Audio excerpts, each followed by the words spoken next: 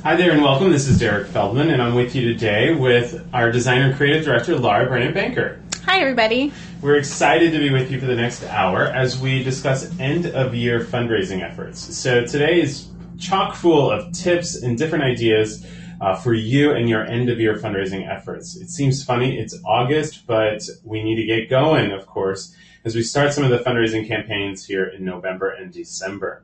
As usual, we're recording this, so if you happen to need or miss anything, don't worry, you can go back to it later. We'll have the presentation up in the Achieve Access area, so you can take a look at that too at a later date. And you can respond to the email that you get after this if you have any questions that we didn't get to, of course, as well. And at the end of the session, we will, for the last 10 minutes or so, take any of your questions that you would like to discuss as well. You can put those into the GoToWebinar control panel that's on your computer right there, just in the questions area, and we'll make sure and get there. So what we're going to discuss today are several things. One is that we want to discuss how multi-channel really matters in the end-of-year fundraising efforts, because what we have seen, of course, through our work here and watching some other different types of campaigns that are out there, is that there is an importance upon developing and getting your message out there through different ways to ensure that somebody remembers and responds to it. I mean, if the expectation is that your direct mail is going to be the only thing at the end of the year that will actually make you, the money that you need, it's going to be false. It's not even going to happen, because now we need to look at both email and direct mail, how they work together, the website, all of that other kinds of stuff. So we're going to talk about multi-channel. We'll then break it down into some different tips and so forth, talk about the website, and then the things that you should start today. And I think we may even have 5 things that you can do, of course. So we'll see as we get there. And then at the end, of course, we'll get to some of your questions. So first and foremost, let's go ahead and talk about why multi-channel matters. What we have found in a lot of the different fundraising campaigns, too, over the course of the last couple of years, and research will obviously, our research also indicates this, too, is that there isn't necessarily one channel or one method of raising money that people stay in all of the time. And in fact, what's really interesting, some research came out about 3 or 4 months ago talking about what's the best value of a donor. Is it the donor that gives for the first time through email, or the donor that gives for the first time through direct mail? And then the secondary question to that would be is which one did they actually stay with, or did they move around? Well, the answer is actually the donor who gave through email first. It has more value over the course of, say, 2 to 3 years. They tend to stay with the organization, and their gifts have increased. Now, what's interesting, though, is that somebody who gives through email, a lot of them actually transferred back into direct mail after that. And so those that actually gave through email were then responding to direct mail. Kind of goes against what maybe some earlier thoughts were around that. When somebody picks a channel, they stay in it. Well, we have to break it down as to why that's actually occurring. One of the major reasons is that it becomes a brand association piece. And so you as an email donor might get that direct mail donor piece in the mail and then respond to that too as well. And so it becomes more of a brand awareness, even though you may have seen other email solicitations come across your phone or through your device, or even through your desktop. And so what we know now is that it's going to be better that we focus on multi-channel ways over the course of that time span, and that we look at using those different channels to target a primary demographic within that multi-channel time frame. As you see on the left there, you can see it by age, who's using what, and by how, clicking on donations or in direct mail. And then on the right-hand side, you can see the distribution of those new donors by household and what that really looks like. And as we mentioned, probably the 2 primary methods of raising money in an end of year will be through direct mail and or an email type of campaign. Now, you also need your website there to be ready for all those people to land, of course. And you also will use other tactics like phone, which we're going to talk about later as well. But in our terms today, we're going to spend most of our time discussing both direct mail and email coinciding and working together. Multi-channel matters too, because one of the things that we've discovered even in our work with looking at people who give below the ages of 35 and 40 is that sometimes their first impression of an organization is through a mobile device, which would mean that they're seeing and viewing your solicitation for the first time in a very shortened manner, in a very quick and impulsive opportunity. And so what that means is that some of our email content will be shorter than others, so much more visual than what we would probably do in a direct mail. And at the same time, what we do know is that Facebook can draw people to take action, to give, to support. And we try not to use Facebook as much or some other social media all the time in fundraising because some of the biggest pet peeves, obviously, is always being asked for money. So we're very careful in that standpoint.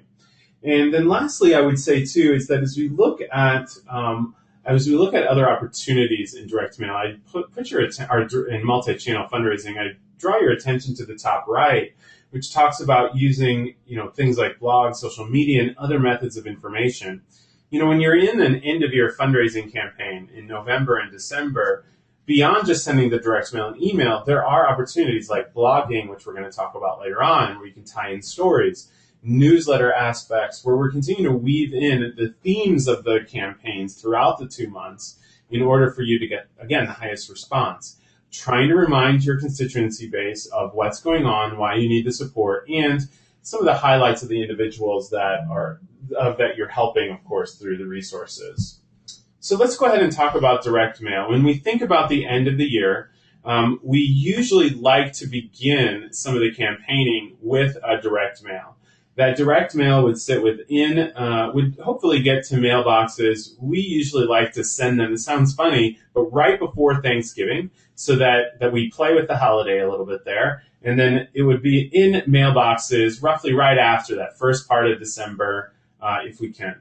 And so we play with the holiday in the terms of if you're using a nonprofit rate, of course, and there's some other rate changes that are going on right now with the Postal Service. But by the amount of the time that it gets out there, if you're not using first class, that will land probably around that first week of December. And so that's typically the time frame that we like to do it. And sometimes we'll even like to have it land over a weekend right after the Thanksgiving holiday, sometimes only because that's when a lot of families are together, people are there too as well. One of the key aspects in the direct mail is, there are different components of a direct mail that you could consider. And I'm going to have Laura talk here in a minute about this piece on the right-hand side, is that I always like to look at direct mail from two parts. One, the first part would be to our donors that we have in our address list that never respond to anything. I mean, at this point, you could probably send them a lot of the same stuff and they will just throw it in the trash. And so we always look at how we can create a piece that might be a little different, especially for the audience and the constituency base that we have that has never responded to anything. And then we've got our donors already where we might want to tie in more of a traditional direct mail aspect if we can, which is the standard pieces that you probably have seen before, which would be things like an outer envelope, a letter, and then a remit card or remit envelope, and maybe even if you have the resources, a rack card or something else to go in there. But at the end of the year, we like to try and stand out ahead of all the crowd sometimes. And so what I'm going to have Laura do right now is talk about a piece that she helped develop that was a unique piece for more of the acquisition of a constituency base that had been receiving a typical direct mail in the past. So we did this campaign, like Derek said, as an acquisition. And so we were sending this to people who probably didn't know that much about Little Red Door and what they were doing. They are a cancer agency, and they help lower income people who have cancer and get them the resources that they need to get through that. So this piece was created, and we wanted to make it really personal, really visual. And we sort of went with the theme of who do you know who's been touched by cancer? And so pretty much everyone across the board can think of someone in their life that has been touched by cancer. So this piece was meant to really be able to connect with anyone, anywhere, in any space, and help them realize why they would be interested in Little Red Door. So Little Red Door invested into a great photographer, and he took all these photos for us of their clients and their volunteers and board members and got some really great shots. And I think it really brings the piece to life to say, these are people, and these are people that we are really helping on a daily basis. We also included some fun stats on this, some fun stories, quotes, along with the photos to really bring it to life. Yeah, and I think what's important on this piece is that this is really meant for an end-of-year acquisition piece, different than the standard direct mail that you would receive. Laura, I think it was a little bit bigger than a postcard size, accordion style. Is that right? Okay, and in this, as you start to open up, the front, as you can see there, and then the back is on the bottom, on the right-hand side there. But what it really did is that it informed them and really showed visual pictures of people, which I think is the thing that you always talk about. Why don't you mention a little bit about that? Yeah, one of the things that there's been a lot of research around, is using faces in your pieces. So if you think of like a giant group shot where you have, your whole staff or maybe your whole volunteer base, you're not really getting the real impact of those people's faces because it's such a large group. However, when you come really close, you show them smiling, you can kind of see the expression in their eyes. It really, really resonates with people. So when you're thinking about your direct mail pieces, think about taking photos really close up of people's faces that really help engage your audience. Yeah. And as you can see down on the top and the bottom there, especially with little children, of course, who can like that. And as we look at this piece, again, we wanted this to not only help stand out in the crowd for those that have never given before, in addition that it provided some really great pieces that they could use actually after this. They were using this as a handout too as well because it was that opportunity. And then there was an envelope affixed on the inside for people to respond to. So much different, very different than the typical one. It helps stand out on the end of your crowd from everybody else. In addition to that, there was a small direct mail piece that was also done by this organization that went to their existing donors that they already had. That was more traditional in nature. It was a select group of people, and that included a typical direct mail front and back. It used some of the same images, which was really great, some of the similar content. But the focus on that one was to get them to renew and upgrade their gifts, where a lot of in this piece was more about acquiring them. What I like about this, and as people will often tell me, well, Derek, we want to try something different and so on, and then they end up trying to do an acquisition piece where it looks exactly like their piece that they send to their existing donors, and they really only tweaked 2 sentences in it. Well, that's probably not going to get the reaction. Well, in this one, it definitely helps to have that different look, different feel to stand out even when you get your mail, of course. And so one of the key tips that we would recommend for end of year, because there's so much noise out there in direct mail, is if you have your existing donor base, you may not need to spend or do a lot of the resources that you see here, but doing a traditional style direct mail, you'll still get a great response. They did too as well, where you can use some of the same images, really talk about upgrading their gifts, maybe getting them to a monthly giving program. But when you're looking at acquisition, where you have a lot of people that you've already sent that style to already, do something very different to try and use and attract them to this piece. One of the things that Laura had mentioned kind of is around this story piece. And the theme was, knowing somebody or a loved one and so on. And that was carried through with everything, the emails and everything else. And I think as you look at that theme with telling them a story and talking about their pieces, is that, and when you share their photos and images, it becomes more impactful that way. So we definitely think as you carry through that as much as you can in both email and in direct mail. And lastly, as there was an online channel in the call to action too as well. This piece did have a particular URL. We wanted to track how many people went from this direct mail piece to an online gift. The option was that they could return the remit envelope in there, or they could do this online. And as we've done in past sessions, one of the core things you would want to do there is create a vanity URL, a different, smaller one that might not be used for your typical donations, so you can track how many people really went to the site. You can see sort of that print to web call to action and see what the response was. Anything else, Laura? I don't think so. All right. So let's go ahead and go to email from this. And as we mentioned, email is probably the second, it's the most impulsive type of transaction giving. Direct mail can be impulsive. It just takes some response time to do it. And what we see with email is that the more visual ended, because of the high use of mobile, as we've talked about earlier, we've got a really short time to really make a snapshot of what's going on. The greatest thing about email, too, is that visual images can do so much even when you don't talk or use text. Probably much better than in direct mail, too, as well. And so as you see this piece here, this was the end-of-year piece for one of the organizations we worked with. We went with a different style.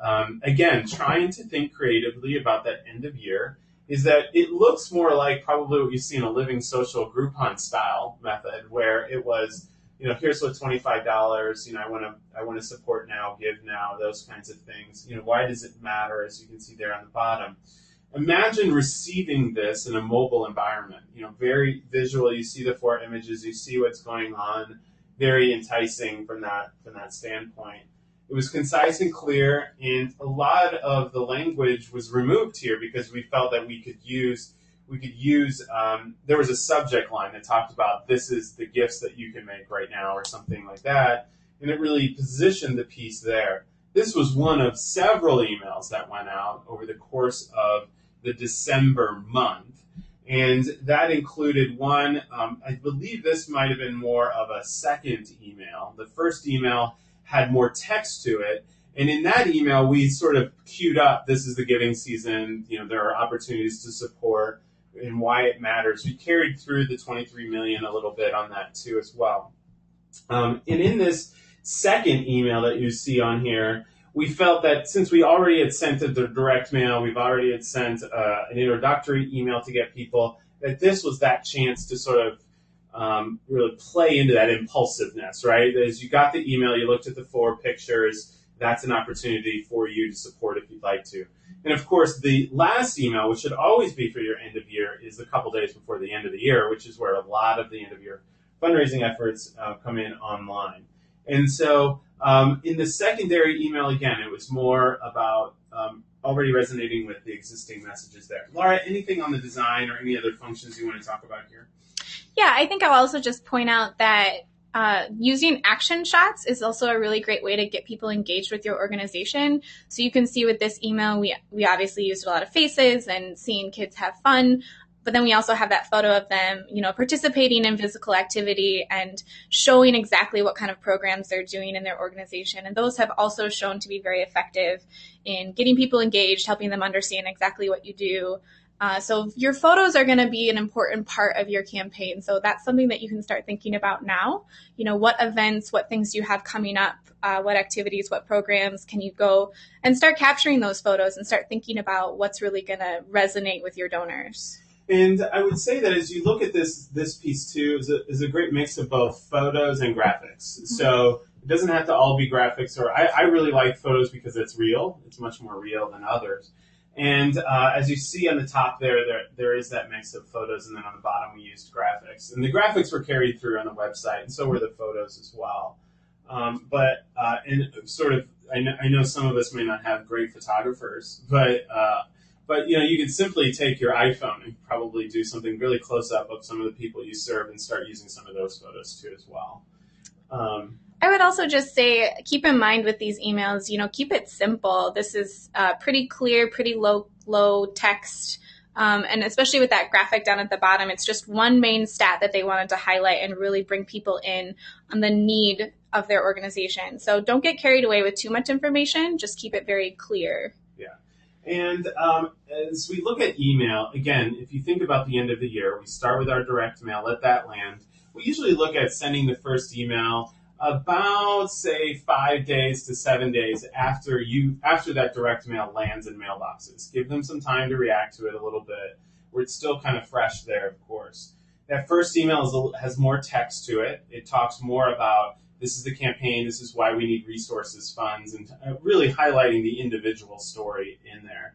The second email should be sent about a couple weeks after that. And in that second email, we do make it more concise, more simple, more basic in there, because at this point, we've already introduced the concept, the theme. We're just now reiterating and looking for reaction. And then the third email in the month of December would obviously be a couple days before. And that would be, still your last chance to give and support. That's the call to action. Your last chance before the end of the year. We need you now. And we usually like to, in that one, try to put a goal amount that everybody is trying to get to. And so from that standpoint, we would recommend that you look at that end of year, to try to create some goal amount of sort of immediacy with that, because email does have immediacy. When we've done other emails too, which we're going to talk about later on in the tips, is always looking for matches are always great. Matches at the end definitely influence some of that gifting, and or thinking about the sender. In the Little Red Door piece, the sender towards the last part of it was actually their executive director, who's fairly well known. So we used Fred Duncan and then others in there because they know that it looked like a personal more email in it. All right, so let's talk about social media from this standpoint. We have used some social media opportunities to look at raising funds, and of course carrying through the theme there. But I would recommend limiting direct actual ask as much as possible in social networks. What you should do, though, is that during the month of December, share more stories. Share more about what the people that you're highlighting in the direct mail and then email, and then maybe even starting that conversation from there. We feel like that's a great opportunity for them to do that. Of course, there are great people. One of the other tactics you might want to consider during the month of December is to also highlight the people who have donated. If they would publicly allow you to do that, is to say, we're thankful for these donors that gave today or that gave to our campaign. They're using more of the social network as a thank you and recognition piece than necessarily asking. It's a passive form of actually asking, because then you start reminding them of the pictures and the photos and everything else that's with it. And it's always good every once in a while to tie in a little bit about, who else has, once you start talking about the story of who you're using, is to say, well, who else has experienced this as well? Laura, I don't know if you have anything else to add. Yeah, I think Derek's spot on in saying there's a lot of kind of roundabout ways to remind people to donate without specifically saying, go to our website and donate today. Sharing stories, also updating people on your goals, say, oh, we've raised $5,000, we need 5,000 more. That's kind of a way to subtly put in their minds, we're still trying to get there, we're still trying to reach that ultimate goal. And then let's talk about mobile here. And so I'm going to let Laura continue here to talk a little bit more about mobile. Yeah, so when you're doing your campaigns for end of year, just keep in mind that most people are viewing emails on their mobile device. And there's a lot of things that you can do from a website perspective and from an email perspective to make sure that you are getting your information across very clearly and in a way that people can donate easily. So think about making your website mobile friendly, and there are small things that you can do to make that happen. One is large buttons. So as you can see in the example here, we have a big large button that makes it very easy for people to donate rather than just a text. Like you can have text with a link to it. That's not quite as effective because it's harder to click with your finger. So just think about small things like that and how people are using their mobile devices to give. Also think about the size of the text. Make sure it's readable. Go out, pull out your phone, take a look at your website, kind of track through yourself and see where are the areas that we can improve on, what makes this difficult to use. Maybe even ask a couple of your friends to take a look at it and see how they are using your website on their phone. We also, you could think about text to give. That can be an effective way to capture especially younger audiences. We've done that with a couple of people, just kind of testing it out. And it's a way also to kind of tap into that impulsivity of, text now to give $10 and it's going to go towards this project or this cause. Yeah. And so as we look at the mobile piece, what's really important here is that if somebody was to receive, think about it in this way, if somebody receives the email and they're moved at that moment, they're reading it in their mobile device and they want to go give, is that the giving area on your site is easy to navigate. You can kind of go there and donate from there as well. And it's funny, if you look at any of the websites that do really well, the big buttons there are so important because it just comes across so much easier from that. So test the donation pages this end of year that you plan to use and see how they look on a mobile device in case somebody wants to do that. And ensure that you can at least add some bigger buttons and some forms on there to make it really simple for them to transact. Mm-hmm. All right. And so now let's talk a little bit about special events. You might want to consider actually during that same time frame of the end of year is to maybe even hold a special event opportunity. Those are opportunities during that time at the end of the year where you can not only carry through with the theme that you're doing, it could also be a good, this is the accomplishments that we've done this year, and then also inspire people right there to give and make their end of year contributions. It always seems like a funny time, and some organizations will shy away from it, but it is a great annual maybe celebration and time for people to get together and give. And during that time, you can even make it more programmatic as you wanted to as well. This was a postcard that was carried through. This was just a small little piece that was given out for event participants to see a film by. And at the film, they were asked to donate for the end of the year, and they just said 3 simple ways to donate. It was just a transactional piece on the back if you have a chance to read it. So opportunities right there. Of course, you'll want to make sure that if you do that, that your site is very mobile friendly from that perspective. But promote the opportunities for people at those events to give and make it part of their end of year contribution.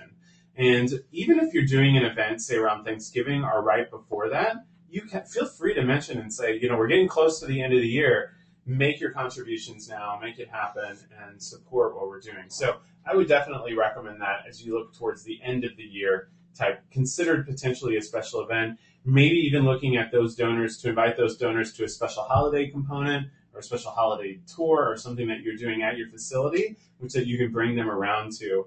Use some of the campaign things. Is maybe even if you look at that direct mail piece we created for Little Red Door, that would be a great handout piece, really accordion style. Nice component that you can have there, have a couple speakers and make it more of a donor relationship kind of piece too.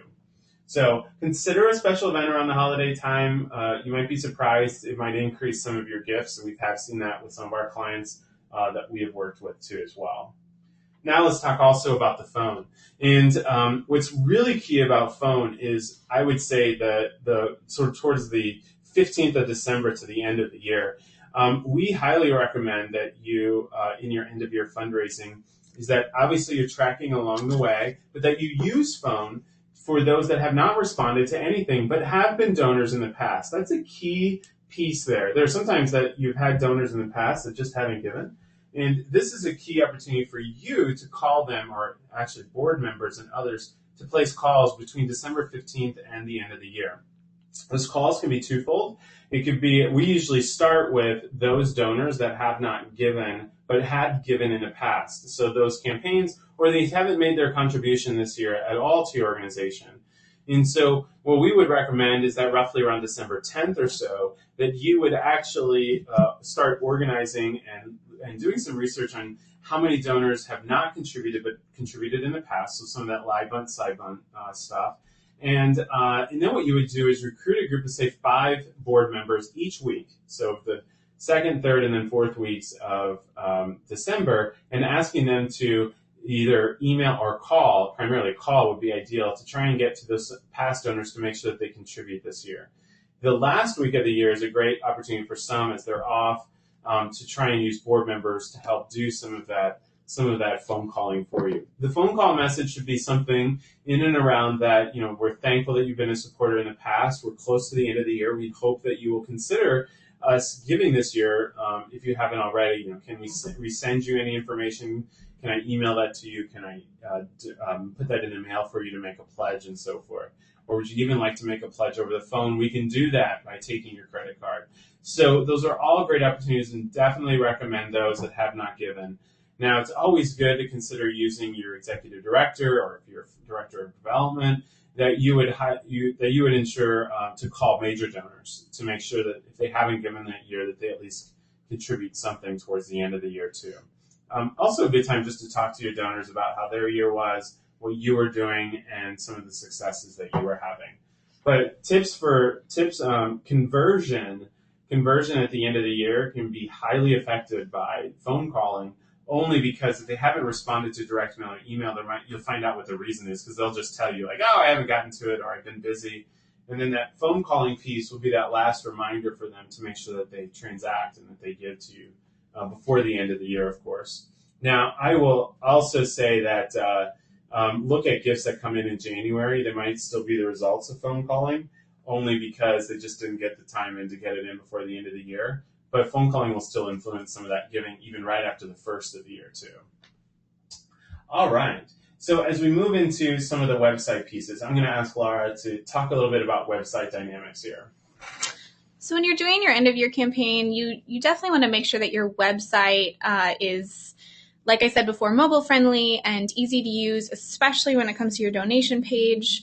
You're going to have a lot of traffic, hopefully, coming to your website, and you want to make sure that you're giving your users the best experience possible. And this is really your hub for the campaign. You know, you're giving people messages through Facebook and Twitter, possibly Instagram, and they're all going to end up at your website to donate. So if your website's frustrating, if it's difficult to navigate, if it's hard to donate, those are all things that are going to be to your detriment during your campaign. So when you're thinking about your donation page, thinking about how many clicks it takes someone to donate is very important. You know, reduce that number of clicks so that, someone can fill out a short form really easily, click donate, and then that's all they need to do. That's an extremely important key aspect to your campaign, because once they get to your website, they're actually interested in you. However, you can lose donations by not having a user-friendly donation page. Yeah, and so what we would highly recommend is that you bring them directly to a donation page.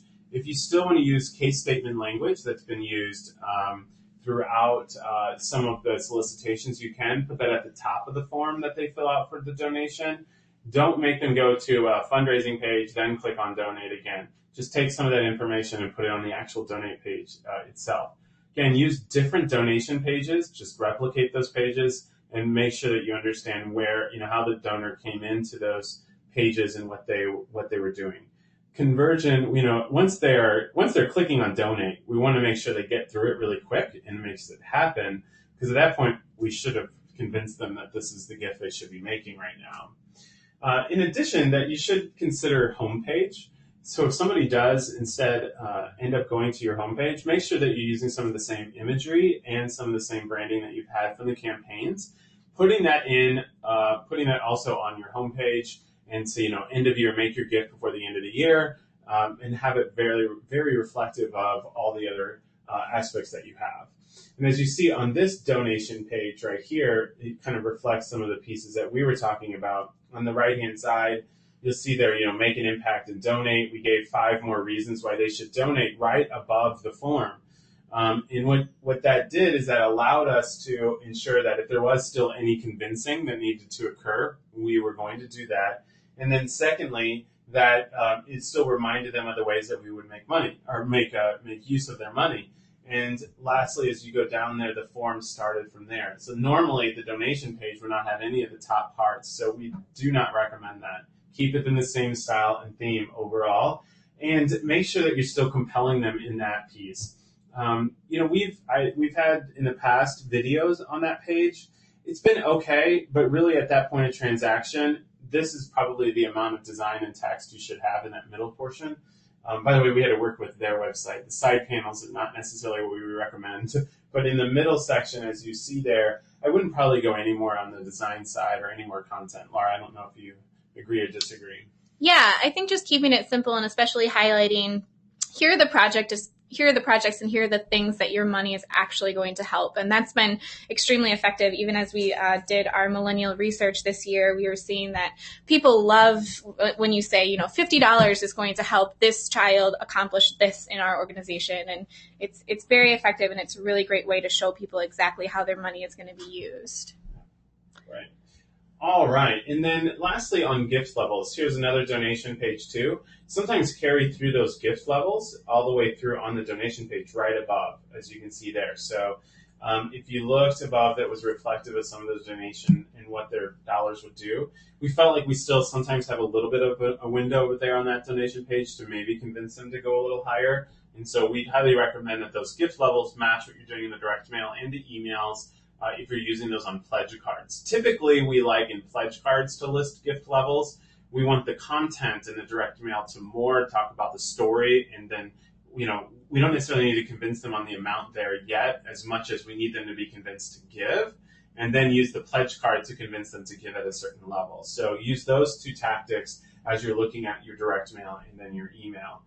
Same thing with email. Sometimes we'll throw out a number like $25 or so forth. You can do that but in that first email, it was much more about just giving. Second email, we started to give some gift levels and ranges, and those are two good options as you consider that.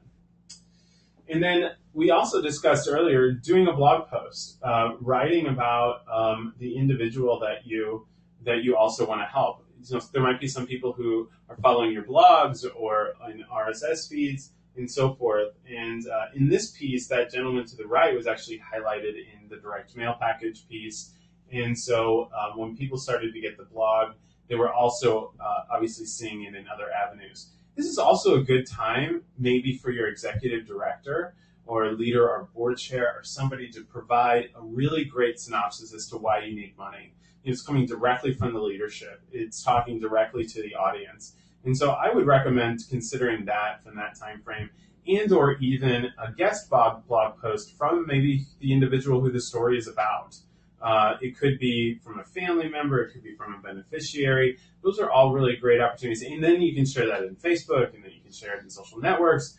That family member or that guest blog post person will probably share within their network too, because it's about them. So those are all potential ideas that you would consider.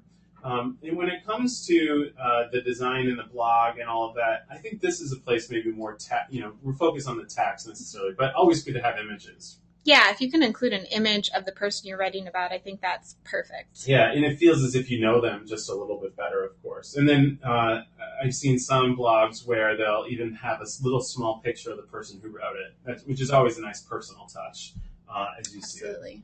And that might be something as you look at your blog post to do and have at least live at some point during that month, probably maybe first or second week might be a good opportunity there.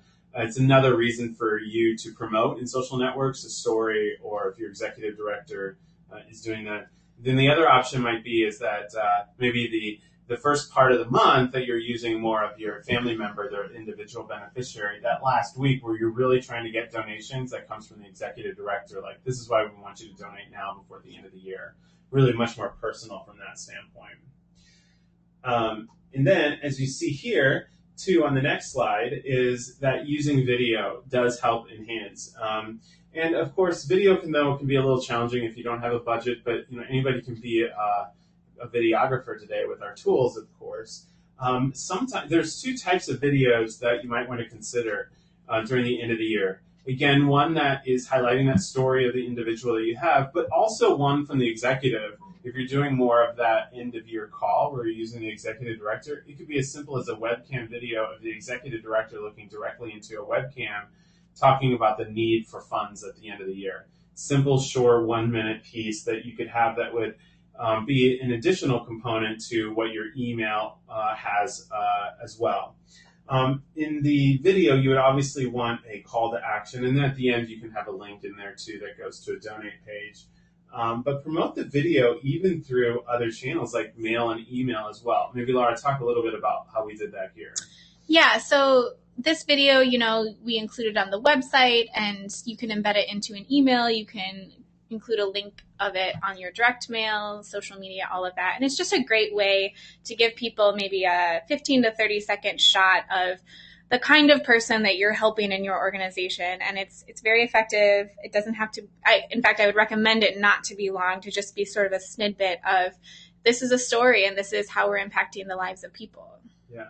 And the right here, I believe that we even, in a postcard piece, we sent out in a postcard that they could watch this video. So we were incorporating it all the way into different types of channels, not just in electronic channels as well. And so those that were compelled in the direct mail to then go to the video and watch it, obviously it was an opportunity for them too.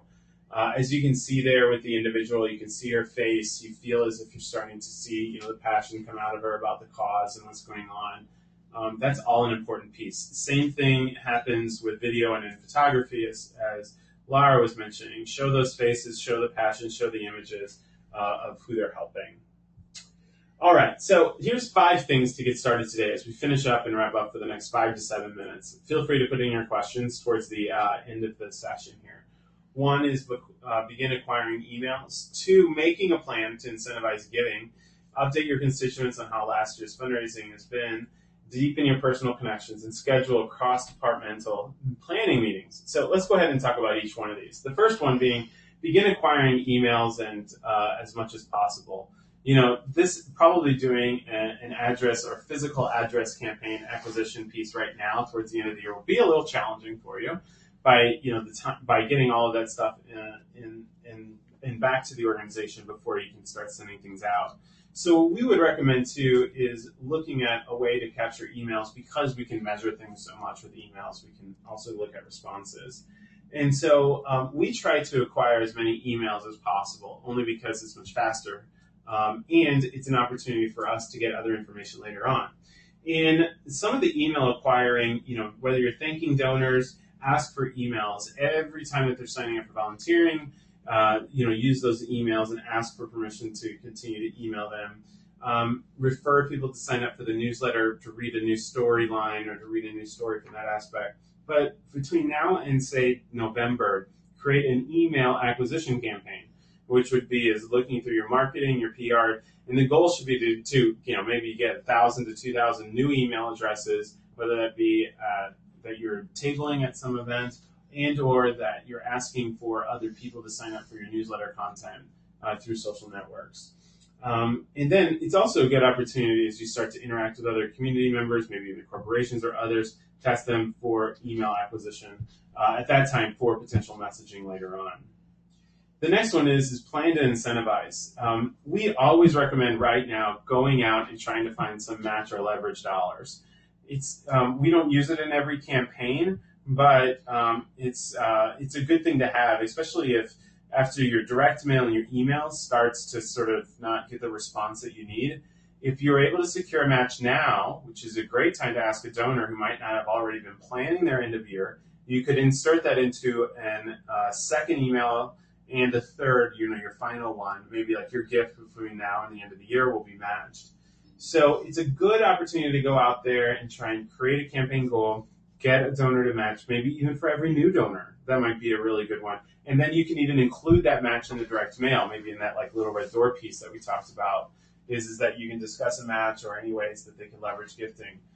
We usually like to get a match either for new people or people that raise, that give more than they did last year. That's always, if you increase your gift, we'll get an extra $50. Those are all really good matches.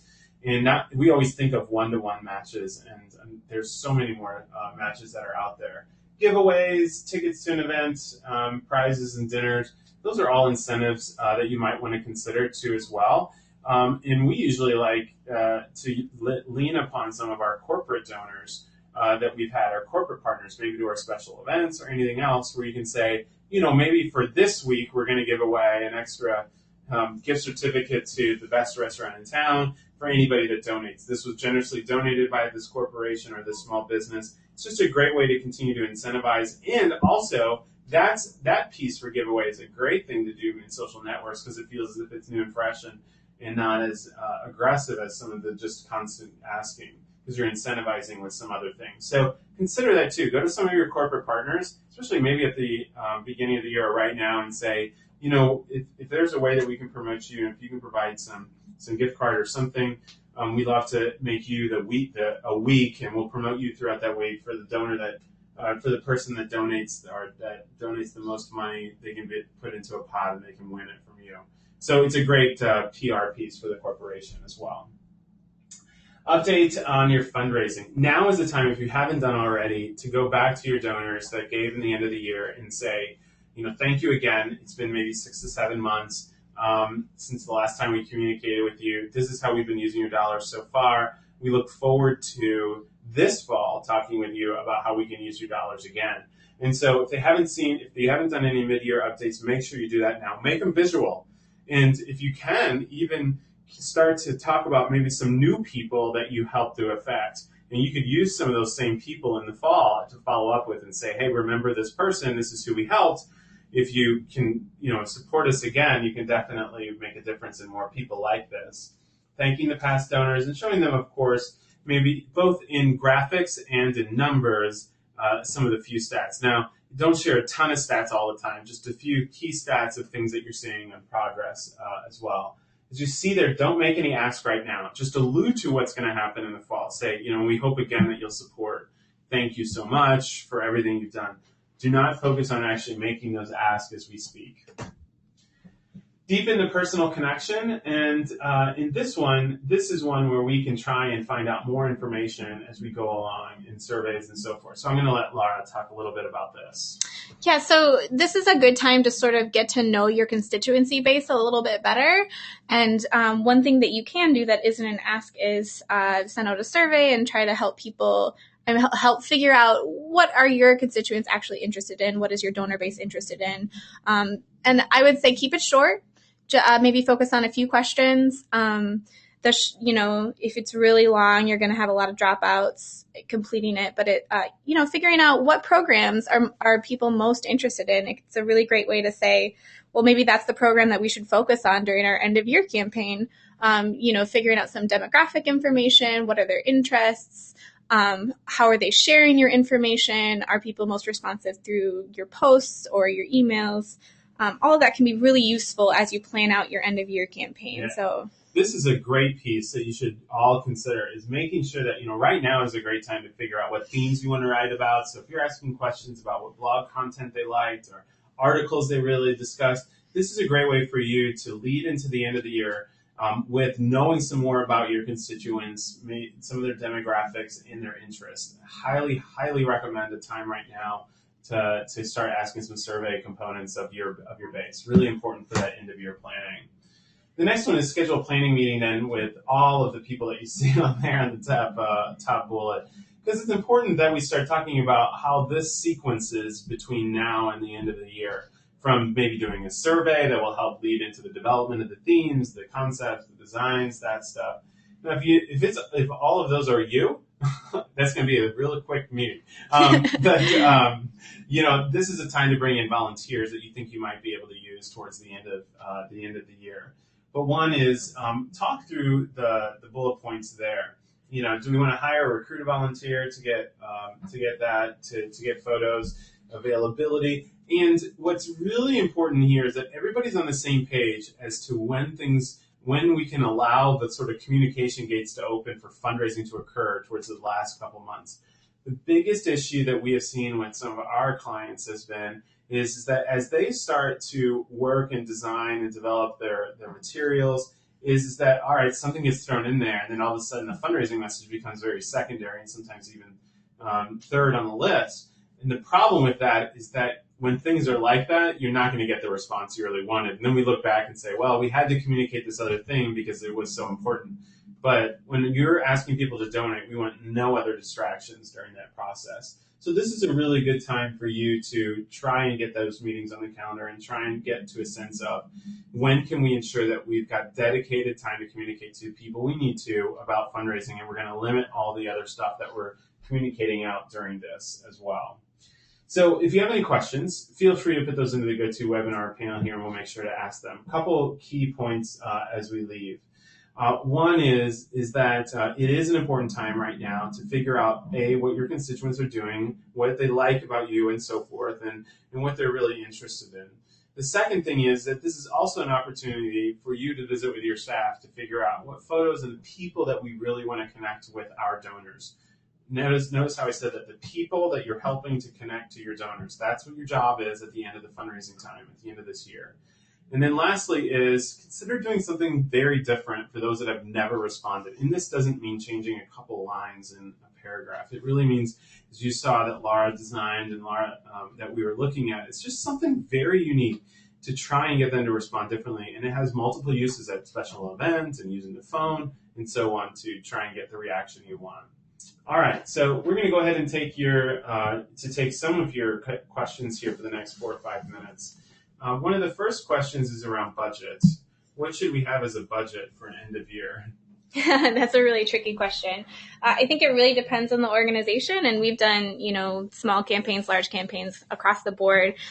Figuring out your printing budget is probably an important place to start. So contact your printer now.